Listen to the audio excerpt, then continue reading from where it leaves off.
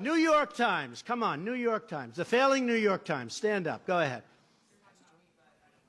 No, I'm talking about the Times is failing. You are far from failing. Go ahead. Okay, but you're not. You were pointing to me, so you meant me. The but Times are very interesting, though. The Times, I think they're going to endorse me.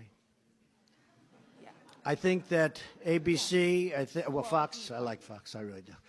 But I think ABC, CBS, NBC, The Times, they're all going to endorse me because if they don't, they're going out of business. Can you imagine if you didn't have me? Go ahead. What would you like to say? Just to be sure, I know you were pointing to me, but I work for PBS News. I know that. No, I know that. Okay.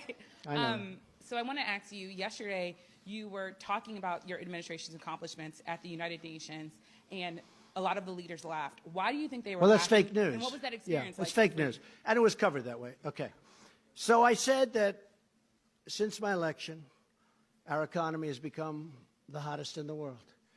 Tax reductions, regulations, confidence levels are the highest in 18 years, really soon to be historic.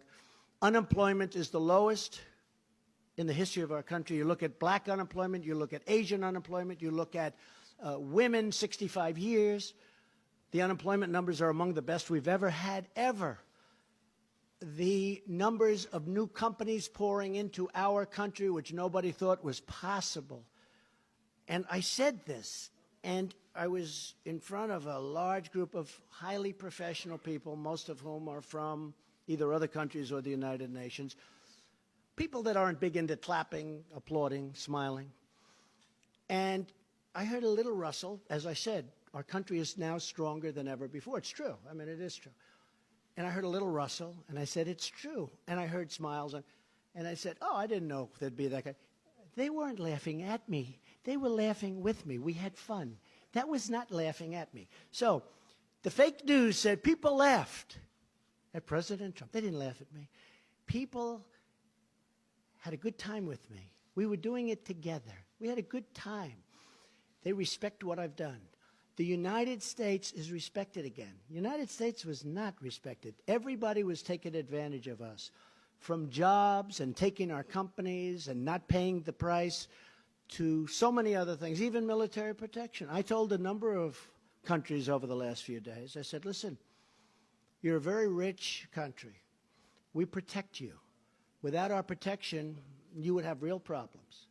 And you would have real problems. I said, you should reimburse us for this protection. Why are we protecting you? And do you want to know what they said? After about 2 minutes of talking, they agreed with me. And you can ask this group of very talented people. They agreed with me.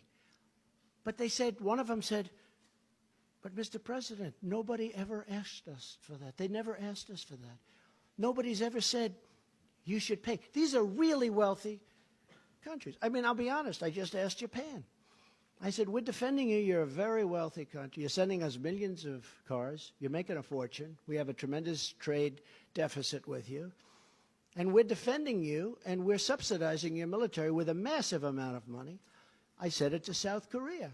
We have 32,000 soldiers in South Korea. They're very wealthy. These are great countries. These are very wealthy countries. I said, why aren't you reimbursing us for our costs? And you know what? They look at me, and they can't even answer it, because there's no answer. If they're a poor country and they needed protection and people were going to die, I'm all for protecting them. I don't want 10 cents. But when wealthy countries that have massive trade surpluses with us, massive, and then on top of that, we're paying for their military, or we're paying for a lot of their military, that doesn't work. How about 2 more and we'll call it? Mr. President, really quickly, and Mr. President, you said you feel a kinship. You said you feel a kinship with Brett Kavanaugh, and Mr. President, really quickly, you said you felt a kinship with Brett Kavanaugh. You said that you also, your false allegations that you feel like were made against you make you feel like you don't want to believe these women. What message do you think? No, I didn't say that. Why do you say that? Please fake news. Why did I say that? Well, can you please explain then what you were talking about in your And by the way, I think you do a very allegations? good job. But I didn't say that. I do watch you, and I think you do a very good job. But I didn't say that. So could you explain I what you said, meant? exactly, I look forward to watching her. I do want to hear what she says. And maybe she'll say, I could be convinced of anything. Maybe she'll say something. But in the meantime, I have to tell you, he's one of the highest quality human beings. He's a tremendous man. He's a tremendous genius. He's a great intellect. He was, I believe, #1 at Yale. Is that a correct statement? Number So you one in don't his feel class kinship at with him? Yale. He was a great student in law. He was, you know, I've heard his name. I didn't know him. Didn't know him until this whole thing. I didn't know him. But I heard his name for 10 years. And you know how I heard his name? Everybody was saying he should be on the Supreme Court. I said, who is he? His name is Brett Kavanaugh. And he should be. He's the most brilliant person. He's the most brilliant lawyer. They were talking about him on the Supreme Court 10 years ago. With all of that, I want to hear what she has to say. You said that okay? you don't feel, but you said that you feel like there have been numerous false allegations against you, and that Oh, because I've of that, had many you false. understand what he I've what he's had going many through. false statements against me, and if the press would have reported, I would have been very happy. I think John Roberts would tell you that you covered the story where the women were paid to say bad things about me.